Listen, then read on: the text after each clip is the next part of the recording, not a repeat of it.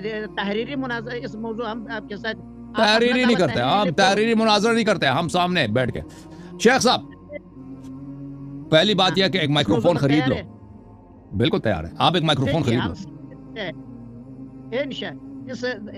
کل اس موضوع پر تیار ہے آپ یا دوسرا؟ نہیں کل نہیں اگلے ہفتے تیار ہوتا ہے. ہاں اگلے ہفتے، ہر ہفتے کے دن، ہر ہفتے کو ہمارا پروگرام ہے نا. چلاکی کرتا ہے، آپ موضوع پر بات نہیں کرتا ہے، کبھی اسماء و صفات کی طرف جاتا ہے، کبھی کہتا ہے آپ کا رب اس طرح نظر میں آتا ہے. اسماء و صفات توحید نہیں ہے، اسماء و صفات توحید نہیں ہے. اسماء و صفات توحید نہیں ہے. شیخ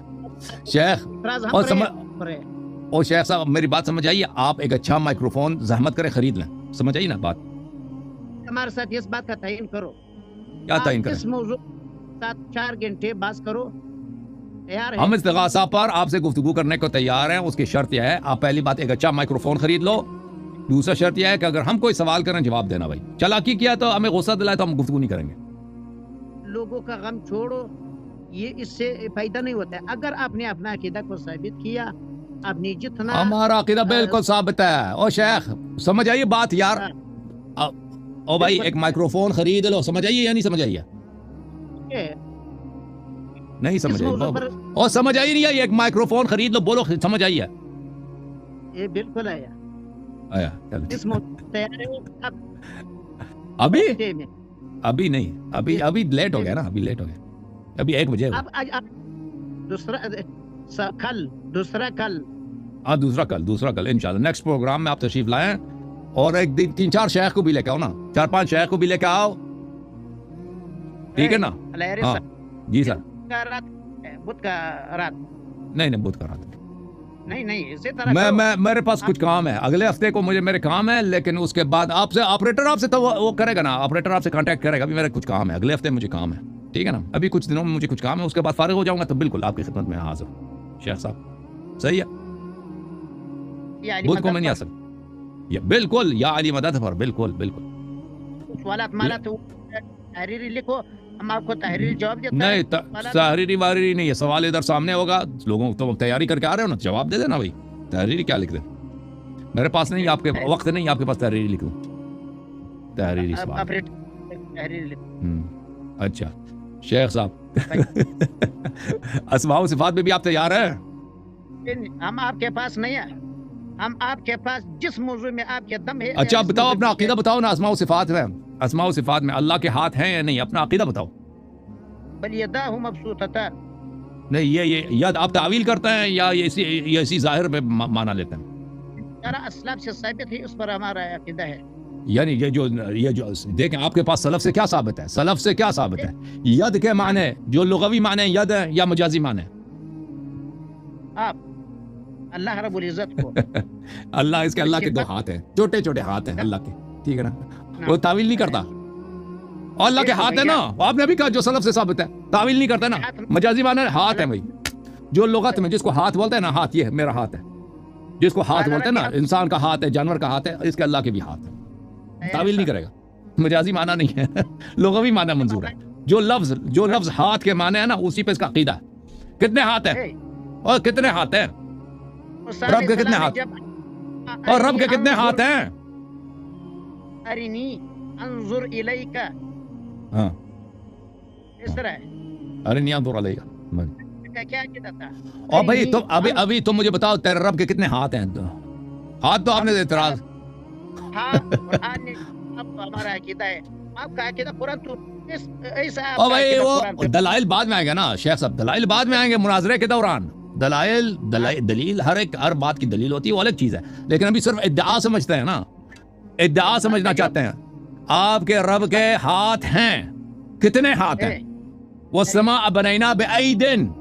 آسمان کو ہم نے کئی ہاتھوں سے بنایا. کتنے ہاتھ ہیں بھائی؟ بأیدن. 2 بھی نہیں ہے، 3 4 5. کتنے ہاتھ ہیں تیرے رب کے؟ ہاتھ ہے، ہاتھ بہت زیادہ ہاتھ ہے. ٹھیک ہے نا؟ گاڈزیلا. آپ کا عقیدہ ہے کہ خدا کا کوئی وجود نہیں ہے؟ خدا کا وجود نہیں ہے. میرا عقیدہ ہے کہ اللہ کا وجود ہے. کیوں نہیں؟ اللہ کا ذات مانتا ہے؟ کیوں نہیں مانتا بھائی؟ اللہ آپ مانتا ہے یا نہیں؟ وہ جو اللہ جس کے ہاتھ ہیں وہی چلتا ہے پنڈلی ہے، اس کو نہیں مانتے، اس کا وجود نہیں ہے. وہ اللہ جو جسم نہیں ہے، جو مرکب نہیں ہے، جو متجزی نہیں ہے، جو کسی محل میں نہیں ہے، جو اشارہ حسیہ اس پہ لاگو نہیں ہوتا، وہ اللہ کی ذات ہوا، لیس کمثلہ شیء، اس پہ ہمارا عقیدہ۔ تو اس پر مسلمانوں کا ایمان ہے۔ تمہارا ایمان نہیں ہے، تمہارا ایمان اس پہ نہیں ہے، تمہارا ایمان یہ ہے کہ اللہ تعالیٰ آسمان میں، اللہ تعالیٰ آسمان میں نہیں ہے، اوے اللہ تعالیٰ آسمان میں نہیں ہے۔ ارنی انظر الیک کا معنی موسیٰ علیہ السلام نے جب اللہ کو کہا، اس کا جواب کیوں نہیں دیتا ہے؟ سوال کیا ہے؟ سوال کرو تو میں جواب دوں۔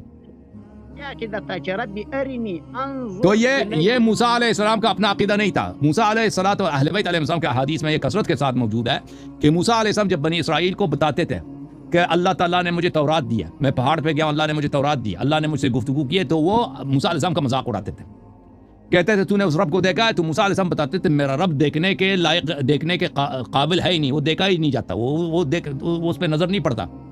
تو انہوں نے کہا کہ یہ مذاق اڑانا شروع، یہ تیرا کیسا رب ہے، تو نے دیکھا ہی نہیں ہے، تو اسے طلب کر، تو اپنے آپ کو دکھائے۔ تو موسیٰ علیہ السلام نے ان کو بہت سمجھایا کہ اللہ دیکھنے کے لائق دیکھا نہیں جاتا۔